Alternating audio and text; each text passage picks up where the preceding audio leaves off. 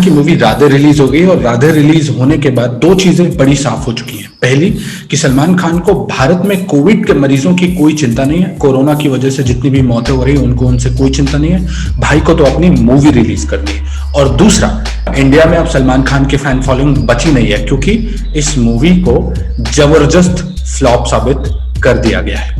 दोस्तों, सलमान खान और उनके भाइयों ने, अरबाज और सोहेल ने यह मूवी बनाकर जी न्यूज वालों को 200 या 250 करोड़ रुपीस में बेच दी है।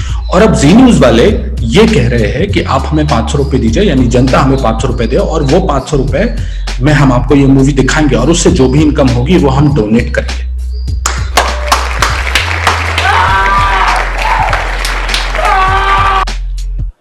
अगर हमको डोनेट ही करना है तो हम आपको 500 रुपए क्यों दें, हम डायरेक्ट गरीबों को नहीं बांट देंगे।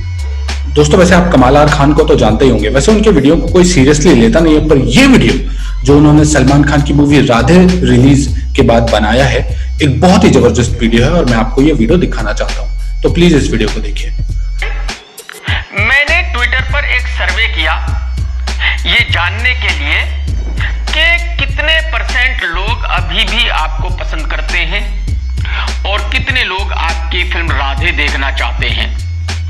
ये तो हम सबको पता है कि एक वक्त था जब आपकी फैन फॉलोइंग बहुत बड़ी थी और बहुत बड़ी तादाद में लोग आपकी फिल्में देखते थे।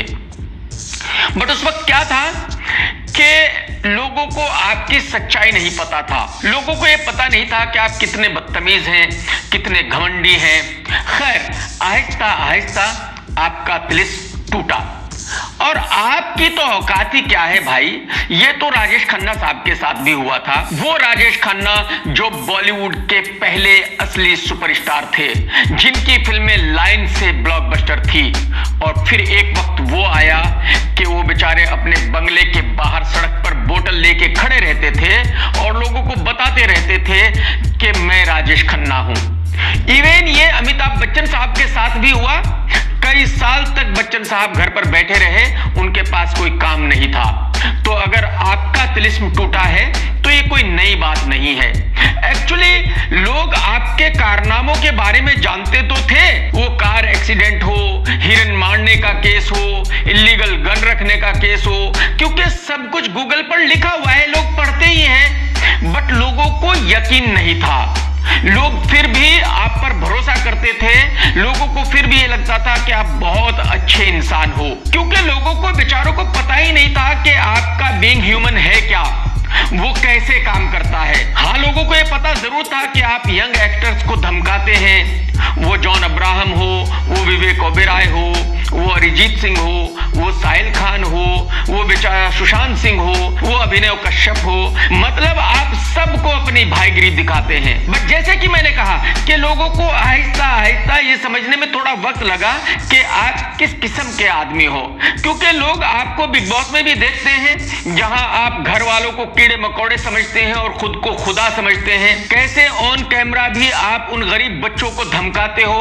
अपनी भाईगिरी दिखाते हो। तो खैर, जैसे कि मैंने कहा कि आहिस्ता आहिस्ता लोगों की समझ में आ गया कि आप किस तरह के आदमी हो। लोगों को पता चल गया कि भाई सल्लू का फैन होना अपने आप में खुद की बेइज्जती है, ये किसी क्राइम से कम नहीं है, क्योंकि ऐसे आदमी का फैन बनना मतलब जिंदगी की सबसे बड़ी गलती।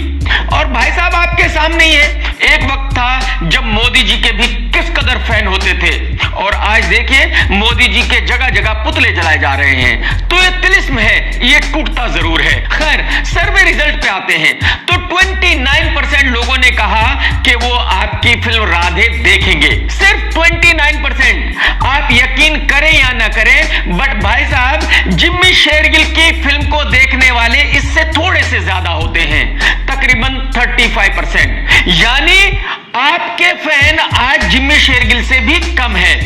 तो आप अंदाजा लगा सकते हैं कि आप कहां पहुंच चुके हैं। और जब सिर्फ 29% लोग ही आपकी फिल्म देखना चाहते हैं तो फिर आपको पता होना चाहिए कि 71% लोग वो हैं जो आपकी फिल्म देखना नहीं चाहते, बट उनके रीजंस अलग अलग हैं। 29% लोग वो हैं जिनका कहना यह है कि भाई साहब हमें सल्लू की फिल्म नहीं देखनी, हम इसको देख देख कर पक गए हैं, अब सल्लू को बोलो कि भाई फिल्में करना बंद कर दे, और अगर फिल्में करनी है तो बाप का रोल करे या दादा का रोल करे। 14% लोग वो है जिनका कहना है कि भाई हम सलमान जैसे हीरो की फिल्म देखने के लिए 499 रुपीज खर्च क्यों करें, जब हमें वरुण धवन जैसे एक्टर की फिल्म फ्री में देखने को मिलती है, तो फिर सलमान के लिए 499 रुपए क्यों खर्च करें। और सलमान खान की फिल्म देखने से बेहतर तो यह है कि OTT पर हम कोई वेब सीरीज फ्री में देख लें।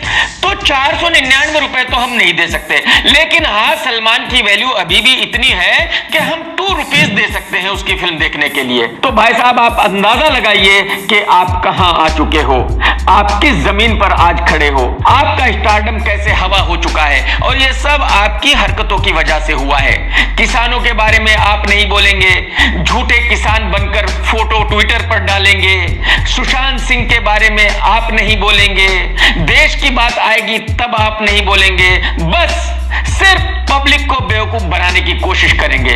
अब आप कह रहे हो कि राधे की जो इनकम होगी उसमें से आप डोनेशन देंगे, क्योंकि आपको लगता है कि बिजनेस के बारे में तो सिर्फ बॉलीवुड के लोग जानते हैं, आम पब्लिक को तो पता नहीं कि भाई जो राधे की अब इनकम होगी उससे आपका कोई लेना देना नहीं है। तो आपको लगता है कि आप पब्लिक को बेवकूफ बना सकते हो, लेकिन भाई हम है ना पब्लिक को सच्चाई बताने के लिए। अब हम आपको पब्लिक को बेवकूफ बिल्कुल नहीं बनाने देंगे। आपने राधे जी को बेच दिया है, वो 200 करोड़ में बेचा या 250 करोड़ में बेचा वो आप जानिए, लेकिन जब आपके पास पैसे आ चुके हैं तो अगर आपको डोनेशन करना है तो बोलिए कि भाई ये राधे के 200 करोड़ रुपए मेरे पास आए हैं, इनमें से 50 करोड़ का मैं डोनेशन कर रहा हूं। मतलब जी वाले उल्लू के पट्टे हैं, उन्होंने 200-250 करोड़ रुपए आपको हलवा खाने के लिए दिए हैं, उनको वो पैसे चाहिए ही नहीं। भाई साहब अब जो पैसा आएगा वो उनका है, आपका उससे क्या लेना देना है। तो इसका मतलब आप पब्लिक को बेवकूफ बना रहे हो, आप बल्कि भीख मांग रहे हो कि आइए और हमारी फिल्म देखिए और उसमें से हम कुछ डोनेशन करेंगे।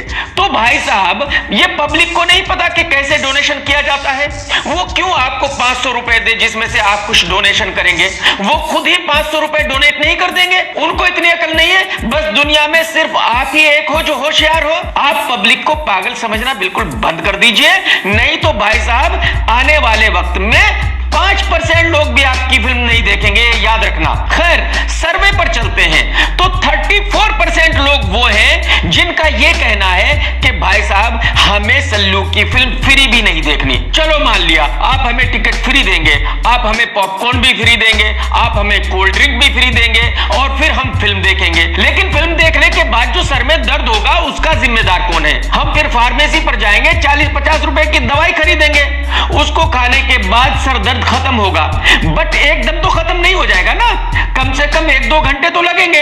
तो जो 1-2 घंटे हम सर दर्द झेलेंगे उसका जिम्मेदार कौन है भाई साहब, और ये जो हमारे पैसे दवाई पे बर्बाद होंगे उसका जिम्मेदार कौन है। तो इन लोगों का ये कहना है कि भाई इनको आपकी फिल्म फ्री भी नहीं देखनी, आप बस इनको माफ कर दीजिए। अब आप ये कह सकते हैं कि भाई आपके सारे फैन तो ट्विटर पे नहीं है, बिल्कुल सही कहा आपने, क्योंकि आपके ज्यादातर फैन हैं चाय बेचने वाले, रेडी वाले, ठेली वाले, रिक्शा वाले।